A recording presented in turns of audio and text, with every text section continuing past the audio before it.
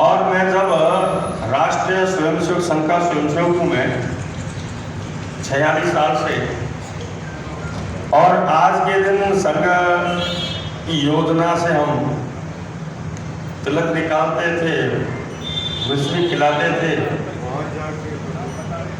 संघ का कार्यक्रम होता तो उस बौद्धिक में भी आता कि एक दिन पूरा समाज यह नव वर्ष मनाना चाहिए और मनाएगा। मुझे 2014 में 13 में मुझे हिंदू जागरण मंच का दायित्व मिला, 13 में। और एक घटना घटित हुई। वो घटना ये थी, एक स्वयंसेवक उसके पड़ोस के कार्यकर्ता के साथ, उसका पड़ोसी था, उसके साथ 3-4 मुस्लिम लड़कों ने उसके साथ मारपीट की। मेरे पास फोन आया, मैं कोर्ट गेट थाने आया। जब कोर्ट गेट थाने आया तो पुलिस ने मेरा पहले बार संघ का स्वयंसेवक था, नया दायित्व मिला था। संघ का स्वयंसेवक जो दायित्व है उसको कोई नहीं जानता, वो काम करता रहता है, वो काम ज़्यादा करता है लेकिन समाज के सामने कम आता है। लेकिन जब हिंदू जागरण मंच, विश्व हिंदू परिषद का दायित्व मिलता है तो उसका चेहरा सामने आता है। लेकिन उस समय नया दायित्व वाला वो मेरे को क्या है कि पूरे पहचाने नहीं। उन्होंने कहा कि आप जाइए, हम अपने हिसाब से करेंगे। मेरा भी पहले बार क्योंकि शाखाओं में गया था, थाने में पहली बार जाना हुआ। फिर एसपी से मिला तो एसपी ने कहा कि वो समझ गए, एसपी साहब, उन्होंने कहा कि आप समझते हो, आप जो कह रहे हो वो हम कार्रवाई करेंगे, लेकिन आपको पता नहीं कि अगर ये चलेगा कि हिंदू आगे हैं तो ये जो मुसलमान है ये क्या है कि मिनट में इकट्ठे हो जाएंगे और माहौल खराब कर देंगे यहाँ। मुझे लगा कि जब कानून की बात आती है और कानून के रखवाले भीड़ से डरते हैं, इसका मतलब लोकतंत्र में भीड़ का भी महत्व है। तो फिर मेरे दिमाग में आया कि क्या करना चाहिए। तो वर्ष में एक ऐसा कार्यक्रम करना चाहिए जिसमें हिंदू इकट्ठे हो। तो कौन सा कार्यक्रम करना चाहिए? तो मेरे दिमाग में आया कि संघ में जब मैं बौद्धिक सुनता था तो एक दिन समाज नव वर्ष मनाना चाहिए और मनाएगा। तो फिर मैंने ये तय किया कि 9 वर्ष पे धर्म यात्रा महाआरती करेंगे।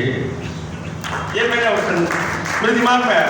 मेरे साथ 4-5 लोग थे। मैंने कहा भाई इस वर्ष हम 9 वर्ष मनाएंगे और वाहन रैली करेंगे। 250-300 बंधु इकट्ठे हो गए। हमने गोकुल सर्कल से शुरू किया, कोर्ट गेट होते हुए ऐसे घूमते हुए शहर घूमते वापिस चले गए, जय श्री राम करते हुए संपन्न हो गया। अगले वर्ष मैंने कहा और अच्छा होना चाहिए। तो यहाँ बैठे उनको याद होगा, हमने इस जेल रोड पे माता जी का स्टेज बनाया था और यहाँ वहाँ से इकट्ठे हो गए डीजे के साथ, और यहाँ हमने आरती की थी माता जी की इस रोड पे की थी। उस समय 1000-1500 लोग थे, बंधु थे। फिर हमने कहा क्या करना चाहिए, तो हमने फिर एक तय किया, हिंदू सम्मेलन किया। हिंदू सम्मेलन कब करना चाहिए? तो मेरे दिमाग में आया कि एक ऐसा महापुरुष गुरु गोविंद सिंह जी जिसने अपना पूरा परिवार देश और समाज के लिए न्यौछावर कर दिया। तो मैंने कहा कि इसके 2 हैं। एक तो आज जो सिख समुदाय हमारे से दूर हो रहा है उसको भी जोड़ना है वापस, और एक संदेश देना है कि गुरु गोविंद सिंह जी ने, तो हम पूरा हिंदू समाज जो है गुरु गोविंद सिंह जयंती मनाएंगे। तो हमने भोजन सहित गुरु गोविंद सिंह जयंती शुरू की और उसमें तय किया कि इस बार धर्म यात्रा में संख्या कितनी होनी चाहिए। सब बैठे थे 600-700 युवा थे। तो सबने कहा इस बार 10,000 होनी चाहिए। मैंने कहा ठीक है। तो 10,000 तो इस रोड पे चलेगा नहीं, तो कहाँ करना चाहिए कि जूनागढ़ के सामने, ये भी तय हो गया। कहां से शुरू करें? MM ग्राउंड से शुरू करेंगे, ये भी तय हो गया। तो हमने ये तय कर दिया, प्रशासन से मिलने गए, उन्होंने कहा भाई कितनी संख्या होगी? हमने कहा पिछले साल 1,500 थी, इस बार 3,000 हो गई, इससे तो हो नहीं सकती। उन्होंने कहा ठीक है कीजिए आप। हमने पूरा प्रयास किया, सबने प्रयास किया, समाज खड़ा हुआ और वो 30,000 तक संख्या पहुंच गई। प्रशासन हिल गया कि 3,000 कहने वाले 30,000 इकट्ठे हुए। इस प्रकार हमने धर्म, हमारा 2 उद्देश्य था। एक तो हमारा नववर्ष स्थापित हो। लोग 1 जनवरी को नववर्ष क्यों मनाते हैं? हमारी संस्कृति, हमारा धर्म, हमारा जो भी है, जैसे दयानंद जी सरस्वती जी का ने भी आर्य समाज की स्थापना की है, तो यानी ये बहुत महत्वपूर्ण है हमारे लिए दिन। सृष्टि के अनुसार, प्रकृति के अनुसार भी महत्वपूर्ण है। और भारत का तो नववर्ष यही है। तो पहला था कि हमें नववर्ष स्थापित करना है। दूसरा था वर्ष में एक बार हिंदुओं का शक्ति प्रदर्शन भी होना चाहिए, होना चाहिए। और हमने तय कर दिया वो कार्यक्रम, आप जहां सब बैठे सहयोग करते हैं, मुझे पता है, और आप सबके सहयोग से आज वो नववर्ष स्थापित हो गया। आपने देखा होगा 31 दिसंबर को हमारे हिंदू बंधु, युवा हिंदू जो है, वो बंधु सारे फेसबुक डालते हैं कि मेरा नववर्ष ये नहीं है इसलिए मुझे बधाई न दे। ये फेसबुक पे डालना शुरू कर दिया। मैं समझता हूं कुछ तो सफलता हमें मिली है। दूसरी सफलता, पहले जो प्रशासन कहता था कि ये इकट्ठे हो जाएंगे, डिफेंस करेंगे, अब प्रशासन उनको कहता है कि भाई ध्यान रखो, ये हिंदू जागरण मंच है ना, अभी इकट्ठा हो गया ना हिंदू, तो तुम्हारे लिए समस्या हो जाएगी। बदला है और बदलना चाहिए। हमारे जो बंधु उनके बीच में रहते थे, वो बड़े परेशान होते थे, लेकिन आज जब से धर्म यात्रा का स्वरूप बदला है, उस दिन से उनका भय दूर हो चुका है। और मैंने भी चुनाव में बहुत स्पष्ट कहा है कि मैंने किसी धर्म को गाली नहीं दी, मैंने किसी व्यक्ति को गाली नहीं दी, मैंने किसी धर्म का विरोध नहीं किया है। अगर मैं अपने आप को हिंदू कहता हूं और कोई परेशान होता है तो 1000 बार हो, मुझे कोई तकलीफ नहीं है। और हिंदू कहने से अगर वो कहता है कि मैं वोट नहीं दूंगा, तो वोट अपने पास रखे, ये मैंने कहा है स्टेज पे। और आज भी मैं कहता हूं, जहां हिंदू पे अत्याचार होगा वहां जेठानंद आगे खड़ा मिलेगा। हिंदू पे अत्याचार में अपने वोट दूंगा मैं, ये मेरा तय है। अभी मेरे पास, क्योंकि मैंने वोट ही नहीं मांगे उनसे, तो मैं क्यों जाऊं? अभी मेरे पास आ रहे लगातार कि ईद पे आप आइए। मैंने कहा जेठानंद तो पहले भी था, अब भी है, अब क्यों आई? तो कहते विधायक हो इसलिए। मैंने कहा आप एक बार इस कार्यक्रम के तहत माइनस कर दो कि जेठानंद विधायक नहीं है, जेठानंद जेठानंद ही है, इसलिए नहीं आऊंगा। उनको लग रहा है कि इनकी ईदगाह पर जो बड़ी नमाज होती है, वहां आज तक जो भी जनप्रतिनिधि रहा, चाहे बीजेपी का रहा हो चाहे कांग्रेस का रहा हो, वो वहां अवश्य आता है, वहां जाता है उनको। लेकिन इस बार उनको ये अंदर से लग रहा है कि हमारे ईदगाह पर जनप्रतिनिधि नहीं रहेगा, उनको लग रहा है। इसलिए वो मेरे पास आज भी सुबह आए थे, 4-5 लोग इकट्ठे हो गए।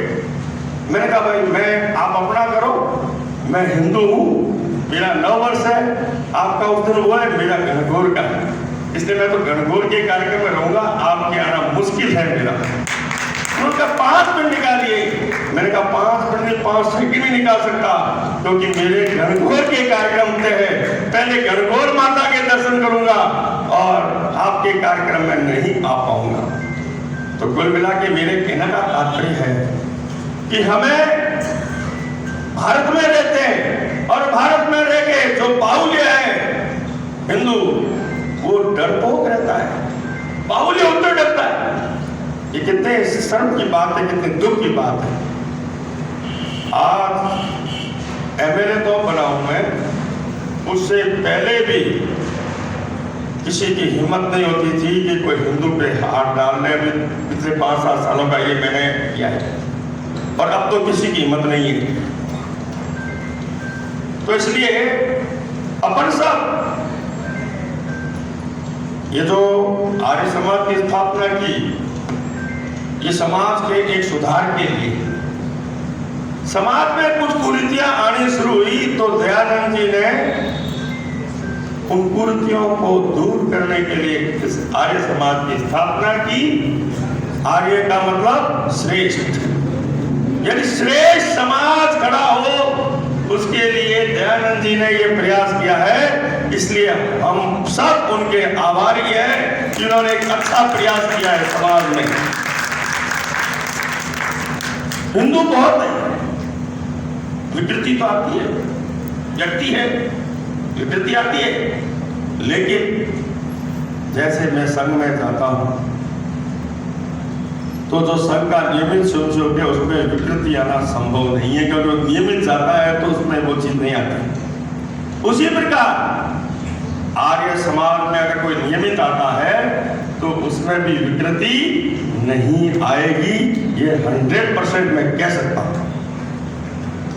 मैंने अभियान छेड़ा है, जीतने मैं चुनाव में भी कहा था हम बीकानेर को नशा मुक्त, जुआ सट्टा मुक्त करेंगे, भूमाफियाओं से मुक्त करवाएंगे, और वो अभियान मैंने शुरू कर दिया है।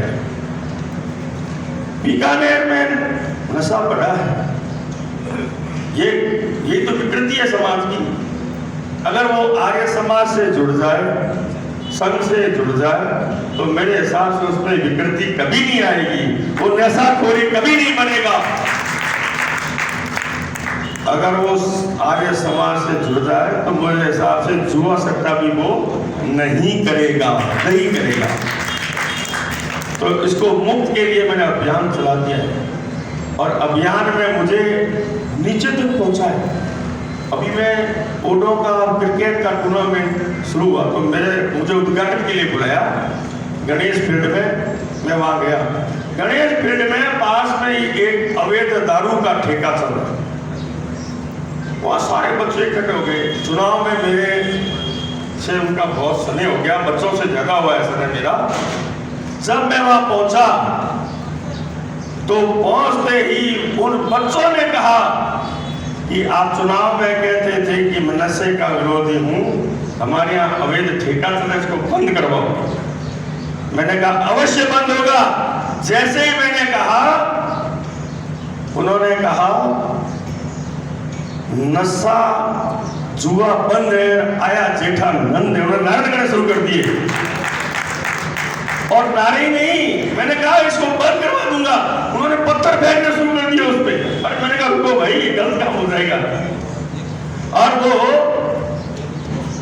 मैं वहां कार्यक्रम से जैसे घर पहुंचा, उसके मालिक का फोन आया, वो था विष्णु समाज।